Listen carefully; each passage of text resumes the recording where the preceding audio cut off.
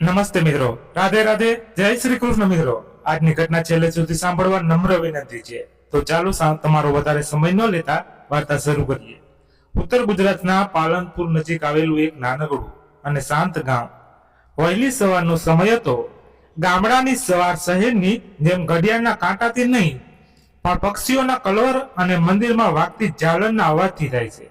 આ જ ગામમાં રહેતો પટેલ પરિવાર, જેમના જીવનની કહાની એક એવા સપનાથી શરૂ થાય છે જે કદાચ ભારતના હજારો પરિવાર જોતા હોય છે. રમેશભાઈ પટેલ એક અત્યંત મહેનતુ અને સરળ સ્વભાવના ખેડૂત પોતાના કાચા મકાનના આંગણામાં લીમડાના ઝાડ નીચે બેસી સવારની ચાય પી રહ્યા હતા. તેમની સામે તેમની થોડી વીઘા જમીન હતી, જે તેમના પરિવારનું ભરણ પોષણ કરવાનું એકમાત્ર સાધન હતું. રમેશભાઈના પત્ની કાંતાબેન ઘરના કામકાજમાં વ્યસ્ત હતા. ચૂલા પર લાકડા બળવાનો અવાજ અને રોટલા ખડવાનો અવાજ ઘરમાં ગુંજી રહ્યો હતો. રમેશભાઈનું જીવન ક્યારેય સરળ ન હતું. ખેતીમાં ક્યારે વરસાદ ખેંચાઈ જાય તો ક્યારેક પાકમાં રોગ આવી જાય. આ ઉપરાંત ગામોમાં એક નાની કરિયાણાની દુકાન પણ તેઓ ચલાવતા હતા, જેથી બે પૈસાની વધુ આવક થઈ શકે. પણ આ બધી મહેનત છતાં મહિનાના અંતે બચત નામે માત્ર શૂન્ય જ રહેતું. આ સામાન્ય દેખાતા પરિવારમાં એક અસામાન્ય તેજ હતું, અને તેજ એટલે તેમનો એકમાત્ર દીકરો રાજુ. રાજુ બાળપણથી બુદ્ધિશાળી અને સમજદાર હતો. ગામની સરકારી શાળામાં તે હંમેશા પ્રથમ ક્રમે આવતો. શિક્ષકો પણ રાજુની હોશિયારીના વખાણ કરતા થાકતા ન હતા. જ્યારે ગામના અન્ય છોકરાઓ ધોળમાં રમતા અથવા ખેતરોમાં રખડતા, ત્યારે રાજુ ચોપડીમાં માથું નાખીને વાંચ્યા કરતો.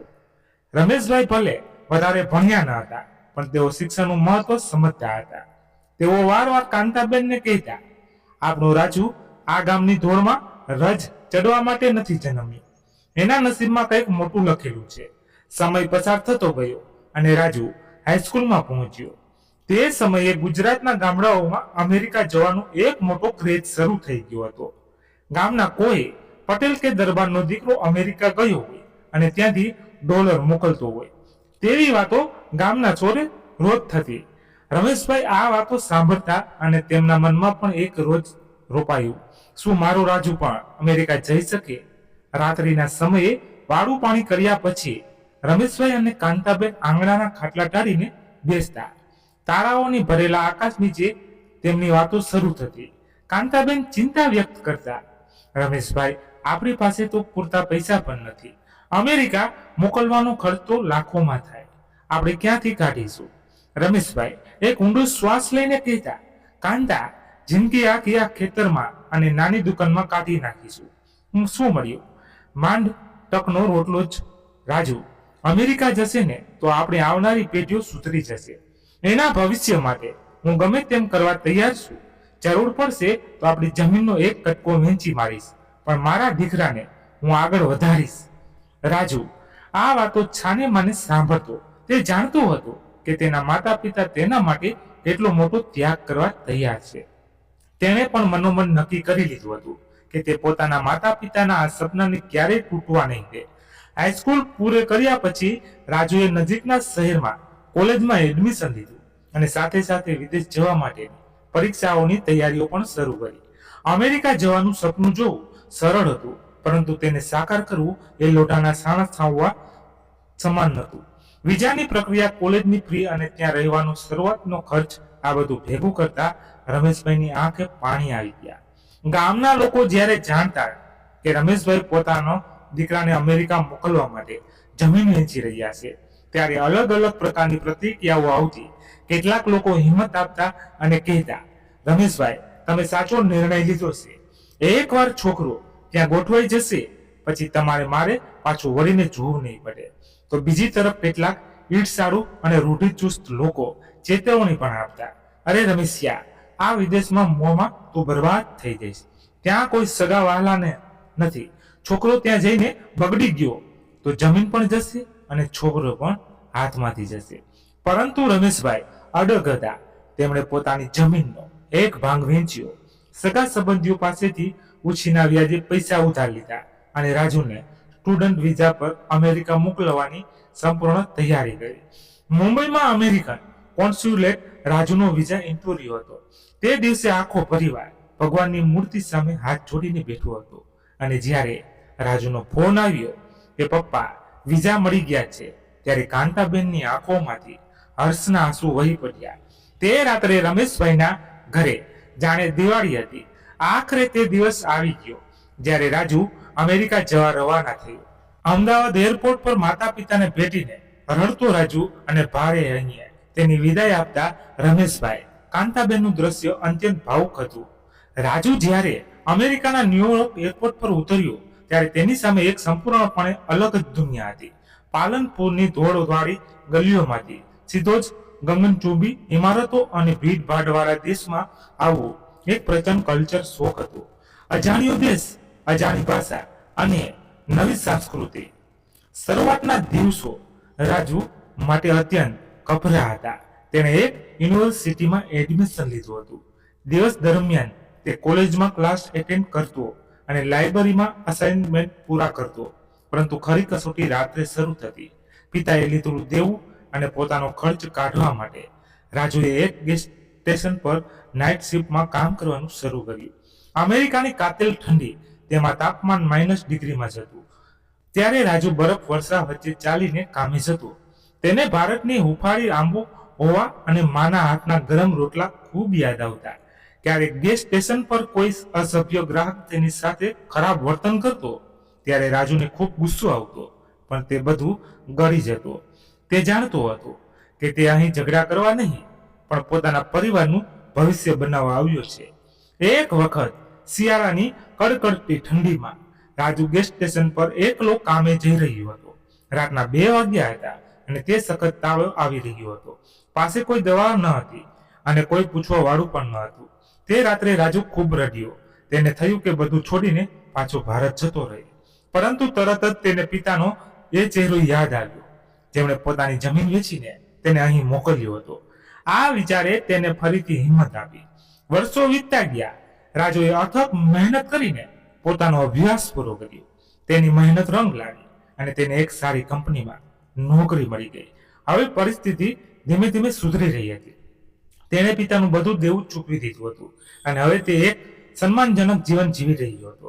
રાજુ હવે અમેરિકામાં સારી રીતે સેટ થઈ ગયો હતો.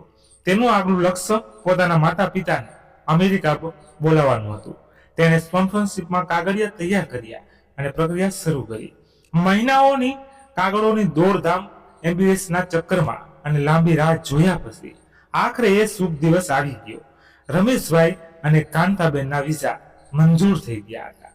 જ્યારે આ વૃદ્ધ દંપતી પહેલી વાર વિમાનમાં બેઠું ત્યારે તેમના મનમાં ડર અને ઉત્સાહ બંને હતા.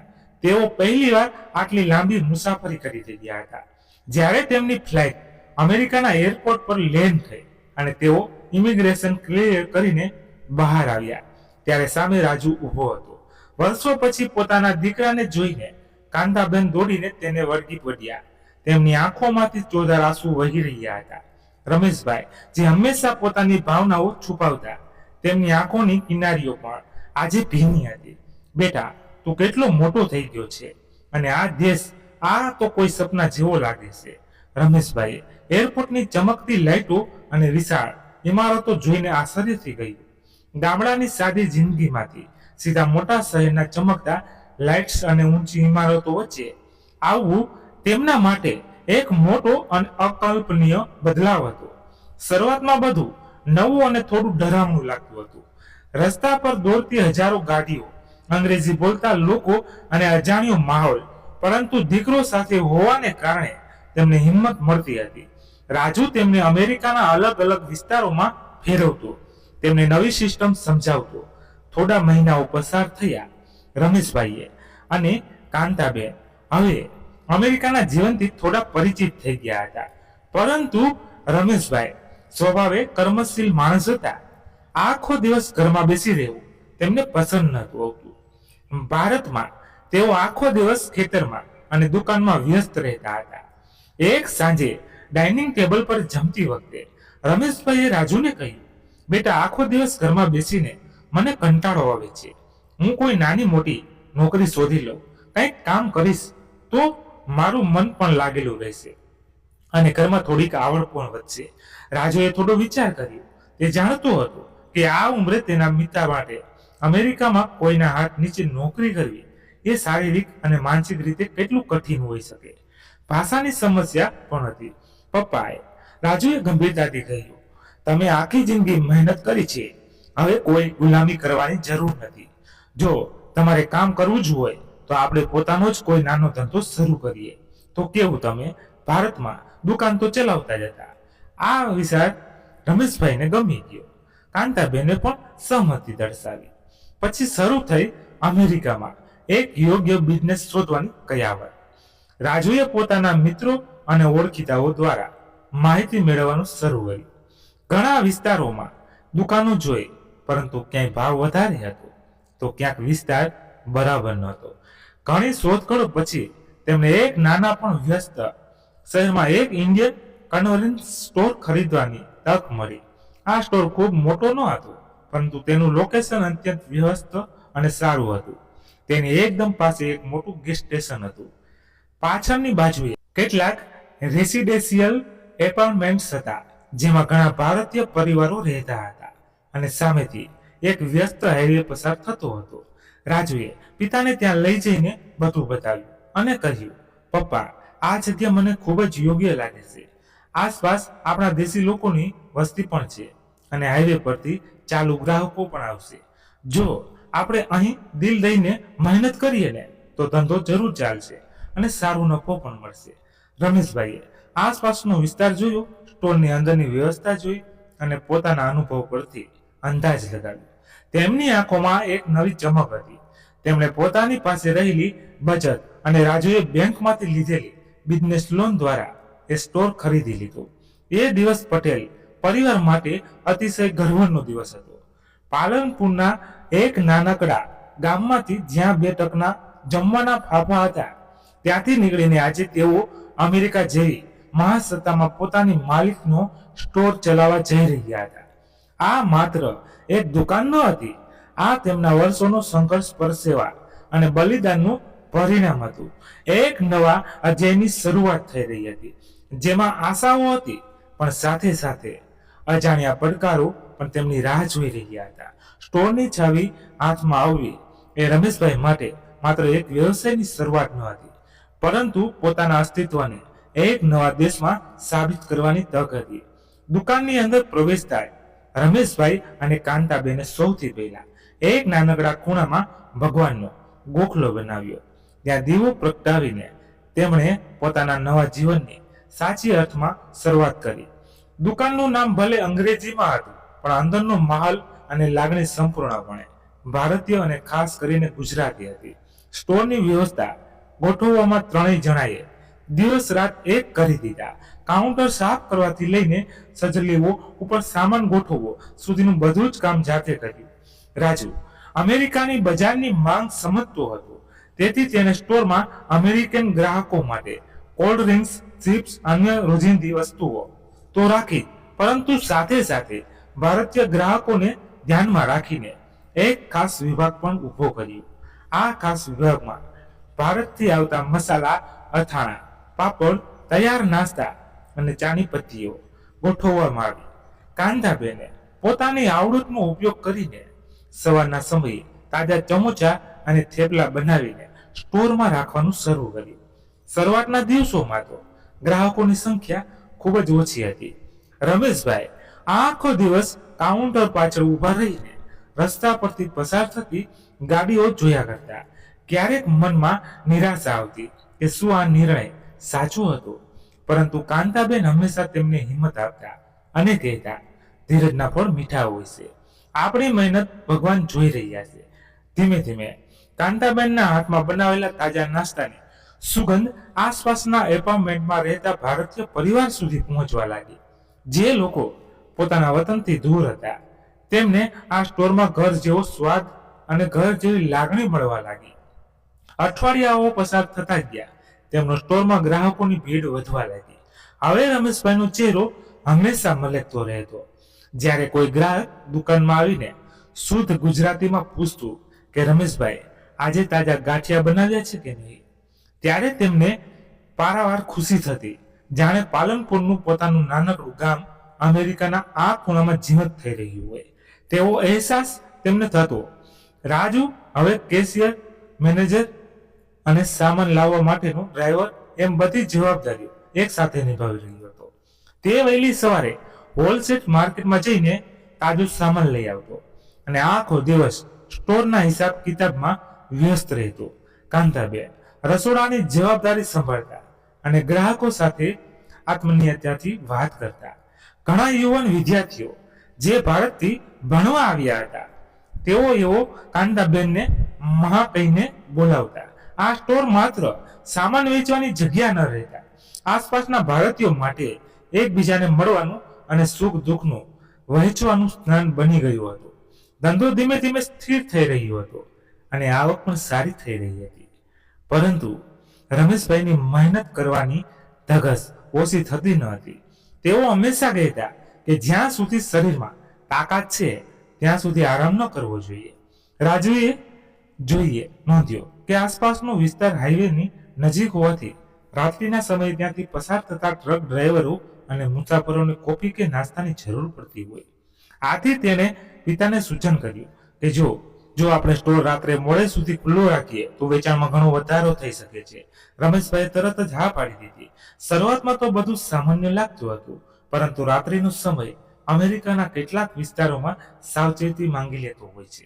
જેમ જેમ રાત વધતી જાય તેમ રસ્તાઓ સુમસામ થઈ જાય અને હાઈવે પરથી પસાર થતા વાહનોનો અવાજ વધુ સ્પષ્ટ અને મોટો સંભળાતો. શિયાળાની ઋતુ ધીમે ધીમે પોતાની અસર બતાવી રહી હતી. બહારનું તાપમાન ખૂબ નીચું જતું રહ્યું હતું અને ઠંડા પવનો ફૂંકાઈ રહ્યા હતા. આસપાસના રસ્તાઓ પર બરફની પાતળી ચાદર પથરાવા લાગી હતી. રાત્રિનું વાતાવરણ ક્યારેક ખૂબ ભયાનક લાગતું. સ્થાનિક સમાચારોમાં ક્યારેક નજીકના વિસ્તારોમાં બનતી ચોરી અને લૂંટની ઘટનાઓ સાંભળવા મળતી, જે રમેશભાઈ અને કાંતાબેનને થોડા ચિંતિત કરી દેતી. છતાં પણ તેઓ ભગવાન પર ભરોસો રાખીને પોતાનું કામ કરતા રહ્યા. રાજુ યુવાન હતો અને તેને પોતાની જવાબદારી પૂરેપૂરું ભાન હતું. તે રાત્રે હંમેશા વધારે સતર્ક રહેતો. કાઉન્ટરની નીચે એક અલાર્મ બટન લગાવેલું હતું જે સીધું પોલીસ સ્ટેશન સાથે જોડાયેલું હતું, જે તેમને થોડી માનસિક શાંતિ આપતું હતું. એક દિવસ એવો આવ્યો જેણે આ પરિવારના જીવનની દિશા હંમેશા માટે બદલી નાખી. એ રાત ખૂબ જ શાંત અને ઠંડી હતી. બહાર ફૂંકાતો પવન દુકાનના કાચના દરવાજા સાથે ટકરાઈને એક અજીબ અવાજ પેદા કરી રહ્યો હતો. ઘડિયાળમાં રાતના 10:30 વાગ્યાનો સમય થઈ ગયો હતો. રસ્તા પર ગ્રાહકોની અવરજવર સાવ નહીવત થઈ ગઈ હતી. દુકાનની અંદર બધી લાઇટો ચાલુ હતી અને ફ્રીજમાંથી આવતો હળવો અવાજ આખી દુકાનમાં ગુંજી રહ્યો હતો. રમેશભાઈ અને કાંતાબેન પાછળના નાનકડા રૂમમાં બેસીને આખા દિવસનો હિસાબ કરી રહ્યા હતા અને આવતીકાલ માટે સામાન્યની યાદી બનાવી રહ્યા હતા. રાજુ કાઉન્ટર પાછળ ઊભો રહીને પોતાના મોબાઈલમાં કોઈ માહિતી વાંચી રહ્યો હતો. વાતાવરણમાં એક પ્રકારની બોઝિલ શાંતિ છવાયેલી હતી. અચાનક એક અજાણ્યો ગ્રાહક દુકાનમાં પ્રવેશ્યો. તેણે કાળા રંગનો મોટો કોટ પહેર્યો હતો અને માથા પર ટોપી એવી રીતે ખેંચી હતી કે તેનો અડધો ચહેરો ઢંકાઈ ગયો હતો. તે સીધો ફ્રીઝર તરફ ગયો અને પાણીની એક બોટલ લીધી. રાજુને તેનું વર્તન થોડું વિચિત્ર લાગ્યું, કારણ કે તે સામાન લેવા કરતા દુકાનની છોરી તરફ વધારે નજર ફેરવી રહ્યો હતો, જાણે તે દુકાનના ખૂણે ખૂણાની માહિતી મગજમાં નોંધી રહ્યું હોય તેવું લાગતું હતું. તેણે સાંજલ્યો ક્યાં છે, પાછળનો દરવાજો ક્યાં પડે છે અને કાઉન્ટરની રચના કેવી છે તે બધું ખૂબ જ બારીકીથી જોઈ રહ્યો હતો. જ્યારે તે પૈસા ચૂકવવા કાઉન્ટર પર આવ્યો ત્યારે તેને રાજુ સાથે કોઈ વાત ન કરી, માત્ર પૈસા મૂક્યા અને ઝડપથી બહાર નીકળી ગયો. રાજુના મનમાં એક અજાણી આશંકા જન્મી. તેણે દરવાજાના કાચમાંથી બહાર જોવાના પ્રયત્ન કર્યો. બહાર પાર્કિંગમાં એક કાર છેલ્લા 10 મિનિટ ઊભી હતી. કારની હેડલાઇટ બંધ હતી, પણ અંદર કોઈ બેઠું છે તેનો ઓછો અણસાર આવી રહ્યો હતો. રાજુએ વિચાર્યું કે કદાચ કોઈ મુસાફર થાક ખાવા માટે ઊભો હશે અથવા કોઈ ફોન પર વાત કરી રહ્યું હશે. તેણે પોતાના મનને શાંત કરવાનો પ્રયત્ન કર્યો અને ફરીથી પોતાના કામોમાં ધ્યાન પોરવ્યું.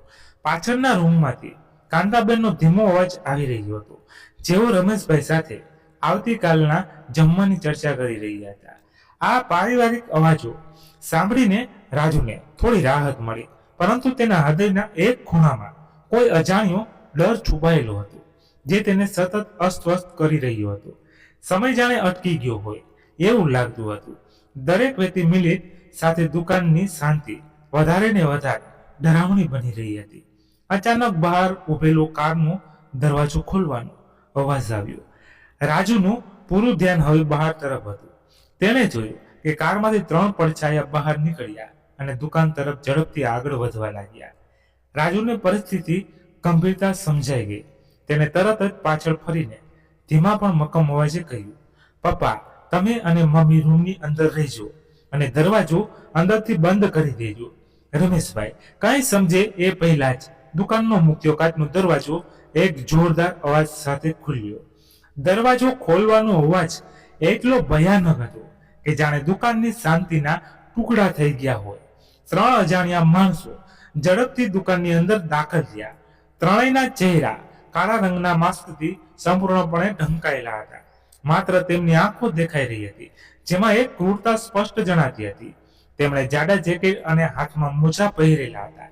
તેમની ચાલ હવે તેમના હાવભાવ પરથી સ્પષ્ટ થતું હતું કે તેઓ અહીં કોઈ સામાન ખરીદવા માટે નહીં આવ્યા. દુકાનની અંદરનું હૂંફાળું વાતાવરણ ગણતરીની સેકન્ડોમાં ભય અને આતંકમાં ફેરવાઈ ગયું. રાજુ પોતાની જગ્યા પર જડ થઈ ગયો. તેનું મગજ ઝડપથી કામ કરી રહ્યું હતું, પણ શરીર સાથ નહોતું આપી રહ્યું. આ ત્રણેય માણસોમાંથી એક વ્યક્તિ સીધો રાજુ તરફ ઘસી આવ્યો. બીજો વ્યક્તિ ઝડપથી દુકાનના પાછળના ભાગ તરફ ગયો, જાણે તે જાણતો હોય કે ત્યાં એક બીજો રૂમ છે. ત્રીજો વ્યક્તિ મુખ્ય દરવાજા પાસે ઊભો રહ્યો અને બહાર રસ્તા પર નજર રાખવા લાગ્યો, જેથી કોઈ આવે તો તેમને ચેતવણી આપી શકે. આ બધું એટલી ઝડપથી થયું કે રાજુને કોઈ પ્રતિક્રિયા આપવાનો સમય જ ન મળ્યો. કાઉન્ટર તરફ આવેલા માણસે પોતાનો હાથ જેકેટના ખિસ્સામાં નાખ્યો અને એક કાળા રંગની ગન બહાર કાઢી સીધી રાજુની છાતી તરફ ટાંકી દીધી. દુકાનની તેજ લાઇટોમાં ગનની ધાતુ ચમકી રહી હતી. રાજુના શ્વાસ અધર થઈ ગયા હતા અને તેના હૃદયના ધબકારા એટલા ઝડપી થઈ ગયા હતા કે જાણે શાંતિ ફાડીને બહાર આવી જશે. પરિસ્થિતિ હવે સંપૂર્ણપણે તેમના નિયંત્રણની બહાર જઈ ચૂકી હતી. ગનની નળી સીધી પોતાની છાતી સામે જોઈને રાજુના આખા શરીરમાંથી ધ્રુજારી પસાર થઈ ગઈ. તેના પગ જાણે જમીન સાથે જકડાઈ ગયા હતા અને ગળામાંથી અવાજ નીકળવાનો બંધ થઈ ગયો હતો. જે ગન તેની સામે તાકેલી હતી તેનો ધાતુનો ચમકારો દુકાનની LED લાઇટોમાં વધુ ભયાનક લાગતો હતો. બીજા માણસના હાથમાં એક મોટી અને તીક્ષ્ણ છરી હતી, જે તે હવામાં લહેરાવી રહ્યો હતો. ત્રીજો માણસ હજુ પણ દરવાજા પાસે ઊભો રહીને બહાર હાઈવે તરફ અને પાર્કિંગ લોટ પર તરફ નજર રાખી રહ્યો હતો, જેથી કોઈ વાહન આવે તો તે સાબિત કરી શકે. સ્ટોરની અંદર શાંતિ હવે હવામાં ઓગળી ગયેલી દહેશતમાં બદલાઈ ગઈ. કેસ કાર્ડ જલ્દી ગન ધરાવનાર માણસોનો અવાજ અત્યંત ભારે, કડક અને ધમકી ભર્યો હતો. તેનો અવાજમાં કોઈ ખચકાટ ન હતો, જે સાબિત કરતું હતું કે આ લોકો પ્રોફેશનલ ગુનેગારો હતા અને કોઈ મોટી યોજના સાથે અહીં આવ્યા હતા. રાજુએ પોતાના કંપતા હાથોથી કાઉન્ટરની સપાટી પર મજબૂત રીતે ટેકાવ્યા, જેથી સામેવાળાને તેનો ગભરાટ દેખાય નહીં. આ કપડા સમયે પણ તેનું મગજ ખૂબ જ ઝડપથી કામ કરી રહ્યું હતું. તે સારી રીતે જાણતું હતું કે વિદેશની ધરતી પર આવી લૂંટની ઘટનાઓમાં જરા પણ ઉતાવળ કે ખોટો પ્રતિકાર જીવલેણ સાબિત થઈ શકે છે. તેણે ઊંડો શ્વાસ લીધો, પોતાની નજર ગન પરથી હટાવી અને ધીમેથી કેસ રજિસ્ટર તરફ હાથ લંબાવ્યો. હા, હું આપું છું, પ્લીઝ કંઈ કરતા નહીં. રાજે ધ્રુજતા અવાજે પણ મક્કમતા રાખવાનો પ્રયત્ન કરતા કહ્યું. બરાબર. એ જ સમયે તેનું ધ્યાન કાઉન્ટરની નીચે છુપાયેલો પેનિક બટન તરફ ગયું. આ એક ખાસ બટન હતું, જે દબાવતાની સાથે કોઈ સાયરન વાગવા વગર સીધો સ્થાનિક પોલીસ સ્ટેશનમાં એલર્ટ મેસેજ પહોંચી જતો હતો. રાજુએ ખૂબ જ ચાલાકી વાપરી. તેણે પોતાના જમણા હાથની કેસ રજિસ્ટરની ચાવી ફેરવી અને અંદર રહેલી ડોલરની નોટો બહાર કાઢવાનું નાટક શરૂ કર્યું. આ દરમિયાન તેનો ડબ્બો હાથ કાઉન્ટરની નીચે ધીમે ધીમે સરકવા લાગ્યો. તેનું હૃદય એટલું જોરથી ધબકતું હતું કે તેને લાગ્યું કદાચ સામેવાળો ઉભેલો લૂંટારો પણ આ અવાજ સાંભળી લેશે. 1 સેકન્ડ, 2 સેકન્ડ અને રાજુએ પોતાની આંગળી પેનિક બટન પર દબાવી દીધી. અંદરથી તેને થોડી રાહત થઈ કે પોલીસને સંદેશો પહોંચી ગયો છે, પણ હવે સમય ખેંચવો સૌથી મહત્વનો હતો. પરંતુ આ બધી હિલાચાલ વચ્ચે રાજુને લૂંટારાઓની વર્તણૂકમાં કંઈ અજીબ લાગ્યું. તેઓ સામાન્ય લૂંટારાઓની જેમ ગભરાયેલા કે ઉતાવળમાં ન હતા. તેઓ સીધા સ્ટોર મુખ્ય કેશ કાઉન્ટર લોખંડની સેફ અને પાછળના સ્ટોરરૂમની દિશામાં જ નજર દોડાવી રહ્યા હતા. સામાન્ય રીતે કોઈ અજાણ્યો લૂંટારો આવે તો તેને ખબર ન હોય કે તે કઈ વસ્તુ ક્યાં પડી છે, પણ આ ત્રણેયની બોડી લેંગ્વેજ એવી હતી જાણે તેઓ આ સ્ટોરમાં ખૂણે ખૂણાથી વાફેર હોય. સેફ ક્યાં છે?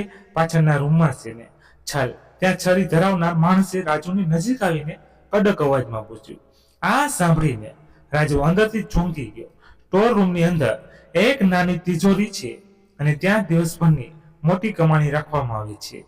એ માહિતી માત્ર તેના પરિવાર સિવાય કોઈને ખબર ન હતી. આ માહિતી આ બહારના લોકો પાસે ક્યાંથી આવી? રાજુના મગજમાં શંકાનું એક મોટું બીજ વવાઈ ગયું.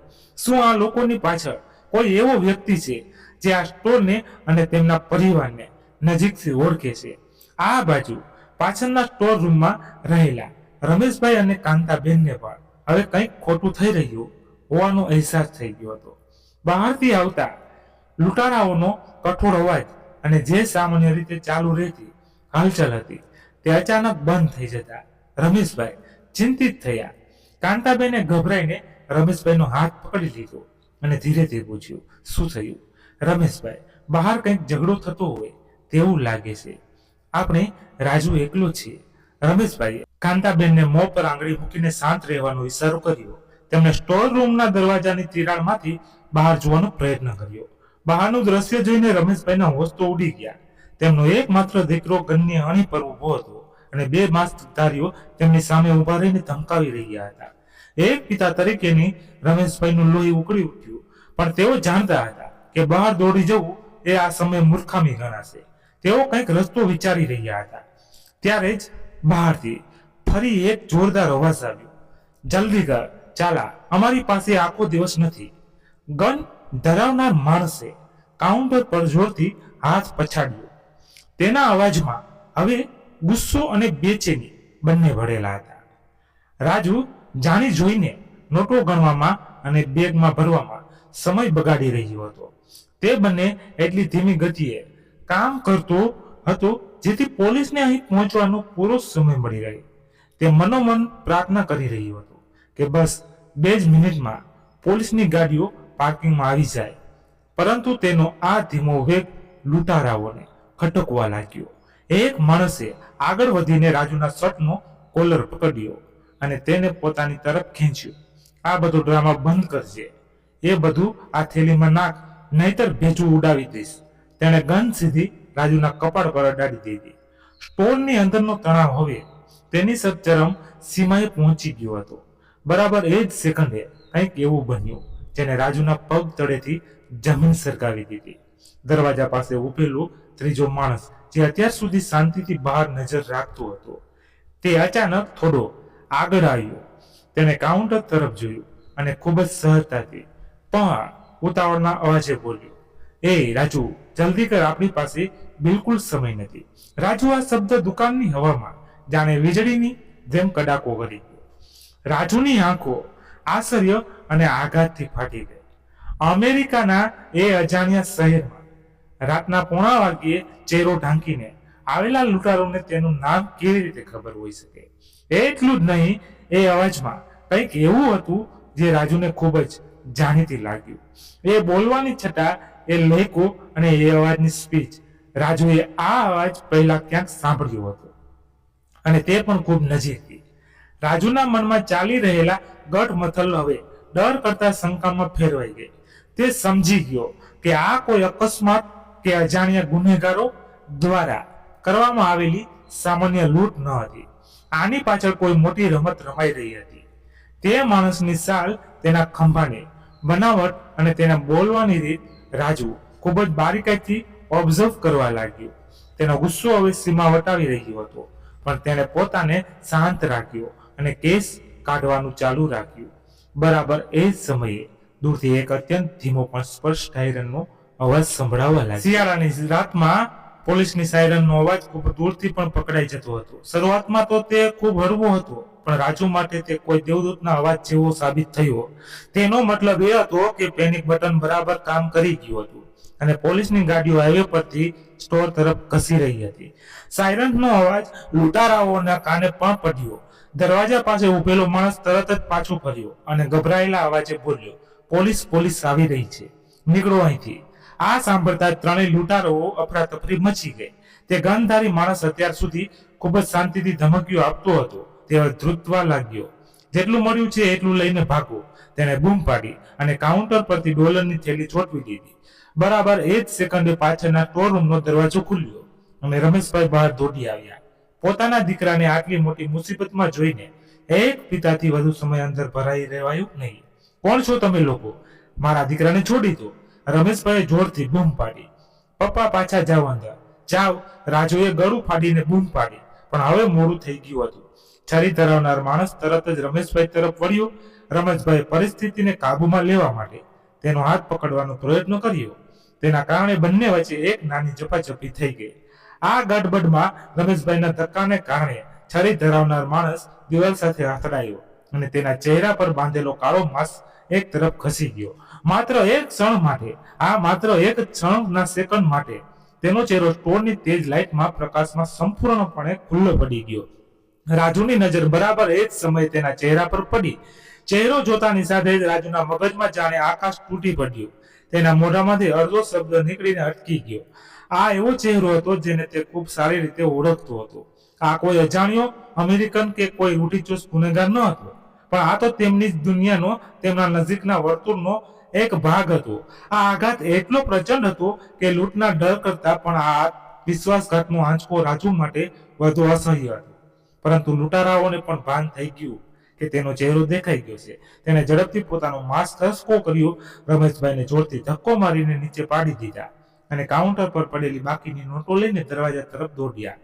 જતા જતા તેને રાજુ તરફ એક કડક અને ડર ધરાવણી નજર રાખી, જે એક સ્પષ્ટપણે ચહેરાની ધમકી હતી કે જો કોઈને કંઈ કહ્યું છે તો પરિણામ ભોગવવા તૈયાર રહી છે.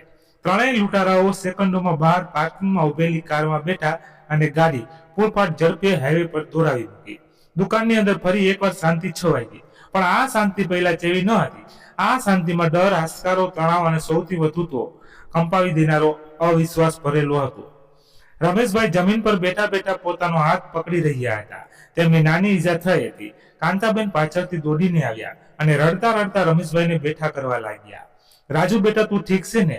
તને ક્યાંય વાગ્યું તો નથી ને? કાંતાબેને ધ્રુજતા હાથે રાજુના ચહેરાને પકડીને પૂછ્યું. રાજુએ મેકેનિકલ રીતે માત્ર પોતાનું માથું હલાવ્યું. તેનું શરીર ભલે ત્યાં હાજર હતું, પણ તેનું મન એ ચહેરા પર અટકી ગયું હતું જે તેને હમણાં જ જોયો હતો. તેની આંખો સામે એ દ્રશ્ય વારવાર ફરી રહ્યું હતું. જે વ્યક્તિ પર તેમણે ભરોસો કર્યો હતો, જે વ્યક્તિને તેમણે પોતાનો ગણ્યું હતું, તે જ વ્યક્તિ રાત્રિના અંધારામાં માસ્ક પહેરીને તેમનો જીવ લેવા આવ્યો હતો. આ ઘટનાએ માત્ર તેમને ગલ્લો નહોતો લૂંટ્યો, પરંતુ તેમના અમેરિકન સપનાના પાયા હચમચાવી દીધા હતા. એ જ ક્ષણે સ્ટોરની બહાર પોલીસની 3-4 ગાડીઓ તીવ્ર સાયરન સાથે અને લાલ વાદળી લાઇટોના ચમકારા સાથે આવીને ઊભી રહી ગઈ. ટાયરોના ઘસવાનો જોરદાર અવાજ આવ્યો અને હથિયારધારી પોલીસ ઓફિસરો સાવચેતીપૂર્વક ગન હાથમાં રાખીને સ્ટોરની અંદર પ્રવેશ્યા. પણ લૂંટારુઓ હતા ને, ક્યારને નાસી છૂટ્યા હતા.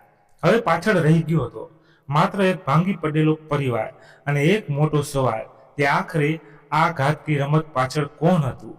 પોલીસની ગાડીઓ સ્ટોરની બહાર આવી પહોંચી. લાલ અને વાદળી લાઇટોના ચમકારાથી આખો વિસ્તાર ઝળહળી ઉઠ્યો. સશસ્ત્ર અધિકારીઓ ઝડપની અંદર દાખલ થયા. તેમની નજર સ્ટોરના ખૂણે ખૂણે ફરી રહી હતી. કોઈને ઈજા તો નથી થઈને? એક પોલીસ અધિકારીએ પૂછ્યું. રાજુ હજુ પણ આઘાતમાં હતો. તેણે ધીમેથી માથું હલાવીને ના પાડી. રમેશભાઈ જમીન પર બેઠા હતા. કાંતાબેન તેમની પાસે ઊભા હતા, રડી રહ્યા હતા. સ્ટોરની અંદરનો સામાન અસ્તવ્યસ્ત થઈ ગયો હતો. કાઉન્ટર પરથી ડોલર ગાયબ હતા, પરંતુ રાજુના મનમાં પૈસાનો વિચાર ન હતો. તેના મગજમાં માત્ર પહેલો ચહેરો જ ઘૂમી રહ્યો હતો. પોલીસે પ્રાથમિક તપાસ શરૂ કરી. દરવાજા બંધ કરી દેવામાં આવ્યા.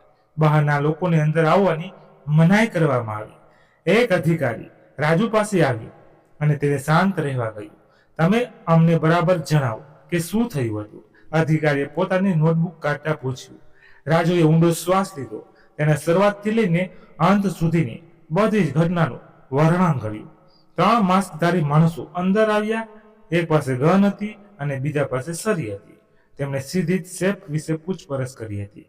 આ બધી વાતો સાંભળીને પોલીસ અધિકારીનો ચહેરો ગંભીર થઈ ગયો. સેફ ક્યાં છે? તે માહિતી માત્ર દુકાનના માલિકો જ હોય છે. અધિકારીએ વિચારતા કહ્યું, શું આ લોકો અગાઉ ક્યારે અહીં આવ્યા હતા? રાજુએ હવે સૌથી મોટી વાત કહી. હા, આ કોઈ સામાન્ય લૂંટ ન હતી. જ્યારે હું પૈસા કાઢવામાં સમય લગાવી રહ્યો હતો ત્યારે દરવાજા પાસે ઉભેલા એક માણસે મને મારા નામથી બોલાવ્યો હતો. તેને સ્પષ્ટ શબ્દોમાં કહ્યું હતું કે રાજુ જલ્દી કર. આ સાંભળીને કાંતાબેન અને રમેશભાઈ પણ ચોંકી ગયા. તેમને પણ હવે સમજાયું કે આ ઘટના પાછળ કોઈ નજીકનો જ વ્યક્તિ છે. માત્ર એટલું જ નહીં, રાજુએ થોડા ગુસ્સામાં સાથે કહ્યું, જ્યારે મારા પિતાજી બહાર આવ્યા અને ઝપાઝપી થઈ ત્યારે એક લૂંટારૂનો માસ્ક થોડો ખસી ગયો હતો. મેં તેનો ચહેરો જોયો છે. હું તેને ઓળખું છું. કોણ હતો? તે પોલીસ અધિકારીએ તરત જ પૂછ્યું. સંજય. રાજુના મોંમાંથી ભારે અવાજે આ નામ નીકળ્યું. તે થોડા મહિના પહેલા અમારા સ્ટોરમાં કામ કરતો હતો. અમે તેને નોકરી પર રાખ્યો હતો કારણ કે તે પણ ગુજરાતથી આવ્યો હતો અને તેને મદદની જરૂર હતી. પણ તેને પૈસાની ચોરી કરવાની આદત હતી. જ્યારે મને ખબર પડી ત્યારે મેં તેને નોકરીમાંથી કાઢી મૂક્યો હતો અને ક્યારેય એવો વિચાર ન આવ્યો કે તે આટલી હદે જઈ શકે છે. પોલીસને હવે તપાસની સ્પષ્ટ દિશા મળી ગઈ હતી. આ લૂંટ કોઈ અજાણ્યા ગુનેગારોની ન હતી. આ લૂંટ એક એવા વ્યક્તિ દ્વારા કરવામાં આવી હતી જે સ્ટોરની અંદરની તમામ વ્યવસ્થા જાણતો હતો. સેફ ક્યાં છે, પૈસા ક્યાં રાખવામાં આવે છે અને પરિવારની આદતો કેવી છે તે બધું સંજય જાણતો હતો. પોલીસે તરત જ સીસીટીવી ફૂટેજ કાઢ્યા. સ્ક્રીન પર એ જ ભયાનક દ્રશ્યો ફરીથી દેખાયા. 3 માણસો સ્ટોરમાં પ્રવેશે છે, ગન બતાવે છે અને પછી ઝપાઝપી થાય છે. વિડીયોને ધીમું કરીને જોવામાં આવ્યો. જે ક્ષણે માસ્ક ખસી ગયો હતો તે જ ક્ષણનો ફોટો કાઢવામાં આવ્યો. જોકે ફૂટેજમાં ચહેરો થોડો ઝાંખો હતો, પરંતુ રાજુની જુબાની અને સંજયના જૂના ફોટા સાથે સરખાવતા પોલીસને ખાતરી થઈ ગઈ કે તે વ્યક્તિ સંજય જ હતો. રાત ઘણી વીતી ચૂકી હતી. પોલીસની કાર્યવાહી ચાલુ હતી. પટેલ પરિવાર માટે આ રાત તેમના જીવનની સૌથી લાંબી અને પીડાદાયક રાત બની ગઈ હતી. સવારે જ્યારે તેઓ ઘરે પહોંચ્યા ત્યારે ઘરમાં એક ભયાનક મૌન છવાયેલું હતું. કોઈના મોંમાંથી એક પણ શબ્દ નીકળતો ન હતો. રમેશભાઈ સોફા પર બેસીને શૂન્યમાં તાકી રહ્યા હતા. કાંતાબેન ભગવાનના મંદિરમાં બેસીને આંસુ સારી રહ્યા હતા. આપણે કોના પર ભરોસો કરવો? રમેશભાઈએ ધીમેથી કહ્યું, આપણે તેને આપણો સમજીને નોકરી આપી હતી, તેને જમવાનું આપ્યું હતું અને તેને જ આપણા પર ગન તાકે. વિશ્વાસઘાતનું આ દુઃખ લૂંટાયેલા પૈસા કરતા પણ વધારે મોટું હતું. પૈસા તો પાછા કમાઈ શકાય છે, પણ તૂટેલો વિશ્વાસ ફરી ક્યારેય જોડી શકાતો નથી. રાજુ પોતાના રૂમમાં બેસીને આખી ઘટના વિશે વિચારી રહ્યો હતો. તેને પોતાના પર ગુસ્સો આવતો હતો. તેને થતું હતું કે તેને સંજયને નોકરી પર કેમ રાખ્યો. જો તેને થોડી વધારે સાવચેતી રાખી હોત તો કદાચ આજે આ દિવસ ન જોવો પડે. બીજા થોડા દિવસો સુધી સ્ટોર બંધ રહ્યો. રમેશભાઈ અને કાંતાબેન રાત્રે ઊંઘ આવતી ન હતી. દરવાજાનો જરા સરખો અવાજ પણ તેમને ડરાવી જ દેતો હતો. કાંતાબેનના સપનામાં પણ એ ગંધ દેખાતી હતી. અમેરિકા આવવાનું સપનું જે ખુશીઓ લઈને આવ્યું હતું તે હવે એક ભયાનક સપનામાં ફેરવાઈ ગયું હતું. અમેરિકાની સાદી જિંદગીમાં આવા ભયંકર ગુનાઓ જોવા મળતા જ ન હતા. પોલીસની તપાસ ઝડપથી ચાલી રહી હતી. સંજય અને તેના સાથીદાર લોટ કર્યા પછી ભાગી ગયા હતા, પરંતુ પોલીસ પાસે તેમના વાહનોનો નંબર અને દિશાની માહિતી હતી. ટેકનોલોજી અને સીસીટીવી નેટવર્કના આધારે પોલીસે તેમની શોધખોળ તેજ કરી દીધી. 3 દિવસ પછી રાજુ પર પોલીસ સ્ટેશનથી ફોન આવ્યો. અમે 3 આરોપીઓને પકડી લીધા છે. અધિકારીએ કહ્યું. તેઓ શહેર છોડીને ભાગવાનો પ્રયાસ કરી રહ્યા હતા. અમારી જુબાની અને પુરાવાઓને આધારે તેમને જેલમાં ધકેલી દેવામાં આવ્યા છે. મોટા ભાગના પૈસા પણ રિકવરી થઈ ગયા છે.